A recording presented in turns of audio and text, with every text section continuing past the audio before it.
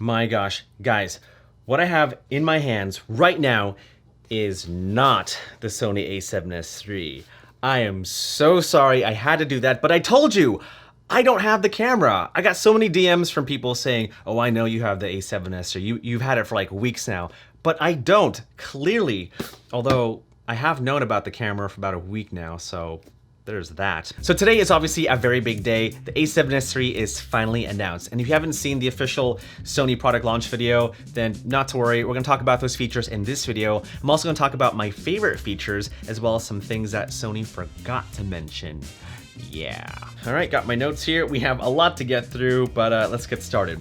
Let's start with the physical features of the A7S III. So there is a brand new EVF. It is a 9.44 million dot EVF that rivals the quality of optical viewfinders. Now, I don't know about you, but I much prefer looking through an optical viewfinder, especially when I'm taking photos. The EVF on the current Sony cameras are I mean, they're okay, they help you compose your shot, but they're not the most accurate. I mean, I'll have to find out and see for myself, but if they say it rivals optical viewfinders, like, I'm totally game. They also said that it's a wider field of view, so you don't get like a 96% of the entire image seen in the EVF, you get the whole thing, or at least a wider field of view, but again, I'll have to test it out when I get it in my hands. So overall, better EVF, that's great, but what I'm really excited about is a fully articulating flip-out screen. Finally. What's great about the flip-out screen is that it has touchscreen capabilities while shooting and while navigating through the menu. So yes, finally, touchscreen capabilities while navigating through the menu. Speaking of the menu, it is completely brand new and it looks much cleaner and easier to navigate through. But this brand new system is a touch and scroll menu system. And so not only can you touch certain options, but you can also scroll up or scroll down. So nice. All right, moving on to the media slots. This is gonna be really interesting, but the A7S III has dual SD card slots and dual CF Express Type A card slots. To clarify, there's not a total of 4 media slots, there's just 2, but you can use a CF Express Type A card and an SD card in either one of those slots. Now, the CF Express Type A card is not the same CF Express card that's featured in the Canon R5. That's the Type B version. This is the Type A, so it's not only smaller than the CF Express Type B card, but also smaller than a traditional SD card, and faster. So overall, CF Express Type A cards are just a faster media, but you don't need to have it to operate the A7S III. If you have an SD card that's a, what is it, an SDXC UHS 2 V90 SD card, then you could totally use the A7S III and record most of their video formats. All right, so moving on to the interface ports of the A7S III. Full HDMI port. What? This obviously is a big advantage over the Canon R5 because what do they use? Is it a micro HDMI or mini HDMI? Something stupid. With the HDMI port, you can output 16-bit raw video to external recorders like the Ninja 5 or the Shogun. Oh wow, that's nice. That's really nice. You can still record 10-bit 422 video internally. We'll talk about that later, but 16-bit raw video output, huge thumbs up. There's a mic jack, a headphone jack, there's a micro USB port, and a USB-C port, which supports quick charge, although they call it power delivery, but also known as quick charge. And so if you got a power brick that supports quick charging for devices, then you can quickly charge the A7S III. That's it for the ports. As far as battery goes, it uses the Sony Z batteries, and so that's cool. The weather sealing of the camera is much better, so improved dust and moisture seal. There's also an improved camera-wide heat dissipation, and so heat is dispersed throughout the camera evenly, which is why they're claiming that there's no overheating when filming in 4K. We'll have to see about that, but that's what they say. The A7S III is smaller and lighter than the Canon R5 and the Panasonic S1H OBV. The A7S III is 614 grams, the R5 is 650 grams, and the S1H is 1,164 grams. So overall, the A7S III is smaller in width, height, and depth.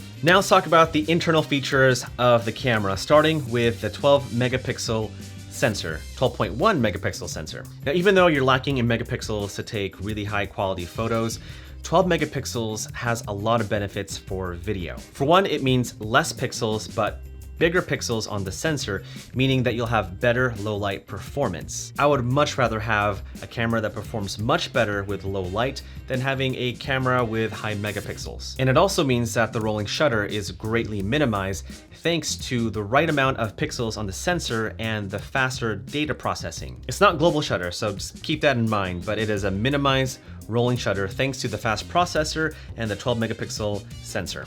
Speaking of 4K, you get to shoot up to 120 frames per second, 10-bit 422 internally. That's gonna be huge for many of us filmmakers, but 4K 120 10-bit 422, oh, nice. You also get to shoot 240 frames a second, but that's in HD, also 10-bit 422.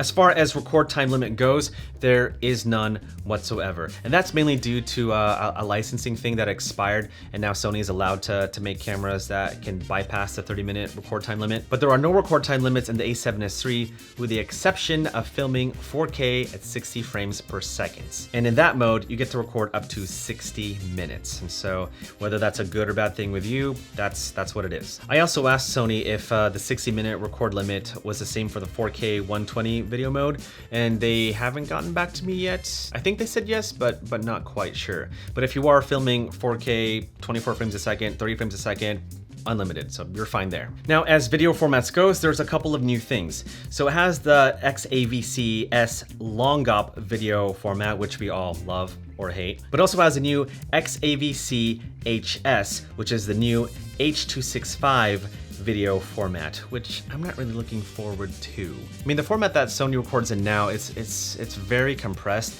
and makes my computer sound like it's a turbo engine. And H.265 is just even more compressed, and so I don't know how I feel about that. I mean, if you're saving space on your SD card or CF Express Type A card, then sure, that makes sense, but I don't know. Now, there is a third video format that I'm really looking forward to, and that's the A7S, which is all intra. And so you're recording an H.264 video format up to 600 megabits per second. Obviously, that's going to mean bigger file sizes, but I'm really intrigued to see how that plays out with my MacBook Pro. I'm sure there's going to be a lot of data in those video files, and so it's going to be really awesome to color grade with. But again, we'll see. And just for you nerds out there, here is a chart of the different video formats and the different bit rates. So go and take a look at that. Pause the video if you want to. But the great thing is that the A7S III is giving us a bunch of options to choose from when recording video. As far as ISO goes, Sony says it's the same ISO as the A7S II, but with better results in dynamic range. There are 15 stops of dynamic range if you are shooting in S-Log2 or S-Log3. And the base ISO for S-Log2 and S-Log3 is ISO 640. And so that means much less noise because you are filming at a lower ISO. I think that's both for S-Log2 and S-Log3. It might be just for S-Log3. I'll get back to you on that. As far as color science goes, Sony said that it was very similar to the FX9. They didn't specifically say that they had Cinetone. They just said it was very close, so I don't know. Autofocus performance is improved. It's the same phase contrast detection. There's real-time tracking and real-time autofocus for video and stills. You can also use the touchscreen to lock on focus. And what I'm really excited about are the new autofocus transition speeds. Now, there are 7 different settings overall, but it's really meant to make for smoother rack focusing, and so if you are a solo shooter, that might be really helpful to you. So again, we'll see. There was no mention of the product showcase feature that's on the Sony ZV-1. They do have 5 settings for autofocus subject shift sensitivity, so I think that's kind of the same thing, but not officially. Again, we'll have to wait and see. But I'm definitely excited for the autofocus transition speeds for rack focus. That's gonna be pretty fun. That's mainly it for the video features. A little bit for the stills. It shoots at 10 frames a second, and so that I think that's fine. I will say that I did see some of the stills shot with the A7S III, and they were actually pretty good. They look sharp. Again, I don't know if it's good enough for prints or for commercial work, but if it's for Instagram, social media, anything on the web, it looked really great. Okay, so now let's talk about some things that weren't really mentioned in the product launch video. Let's see, there's just quite a few. Okay, so this is probably the biggest one. So even though Sony says that there's no crop when filming 4K, there's crop. Like, there's crop in video modes. Let's go over some of them. When you're filming in 4K, 120 frames a second, there is a minimal crop. They didn't say what percentage exactly, they just said a minimal crop. And so, yeah, there's gonna be a crop. Same thing if you're filming HD at 240 frames a second, that has a 10% image crop. There's that. And when you're using active stabilization, there is a slight crop on the sensor. It still retains that 4K resolution, the 3840 by 2160, but there's going to be a slight crop on the sensor. Pretty much similar to the Sony ZV-1. There's a slight crop when it comes to active stabilization, and that's because it is using the sensor to stabilize your image a lot more, and so a slight crop has to happen in order to use active stabilization. If you don't want any crop at all, then just use a standard stabilization, but if you are using active stabilization, then expect a slight crop. Also, with the animal eye autofocus, it's supported in stills, but not supported in movie mode. And so if animals are your thing, if that's what you film, then yeah, it's animal eye AF. That's a lot of vowels. Animal eye AF is not supported in movie mode. That was really hard to say. Another thing that really wasn't mentioned in the launch video is with the articulating flip screen. Now with the Canon R5, they made it in a way where if you flip out the screen, it doesn't get in the way of the ports. With the A7S III, because it's such a smaller camera and things are just close together, the ports get in the way.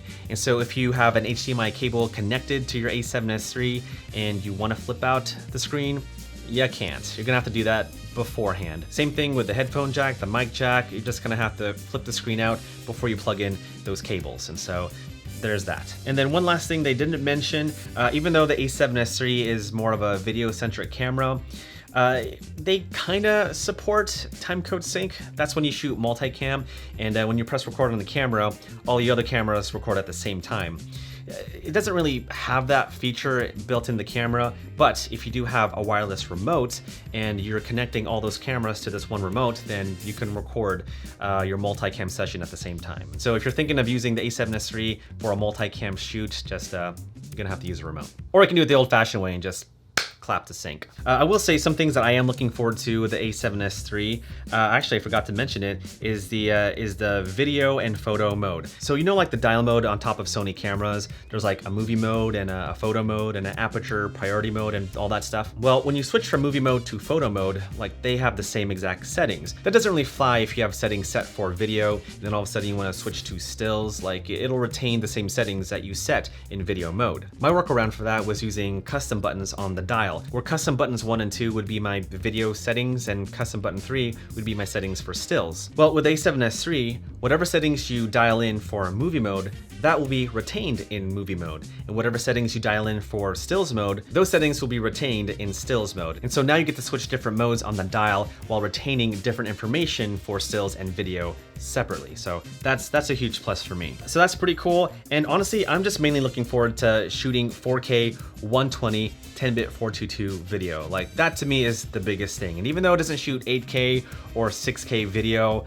as long as it shoots really, really good 4K video, like I would be totally happy. Overall, it's a really exciting camera. Like I know it doesn't shoot 8K, not even 6K, but as long as it's a reliable 4K camera that shoots 10-bit 422 video, like I would be totally happy. But that is the Sony A7S III, some of my favorite features, some things that Sony forgot to mention. But yeah, let me know what you guys think. Are you gonna get the camera? Are you gonna pre-order? Are you gonna go with the Canon R5, R6, or just wait for the A7S IV? Either way, let me know in the comments below, and hopefully I'll get the A7S III in my hands pretty soon. All right guys, well that's it for this video. Thanks so much for watching. A thumbs up if you liked the video, subscribe if you haven't, hit the bell so that you get notified of upcoming videos. I don't know why I'm doing this, I'm just like tickling myself. Hit the bell so that, that was so weird. Hit the bell so that you get notified of upcoming videos, and I'll see you guys in the next video, hopefully with the A7S III.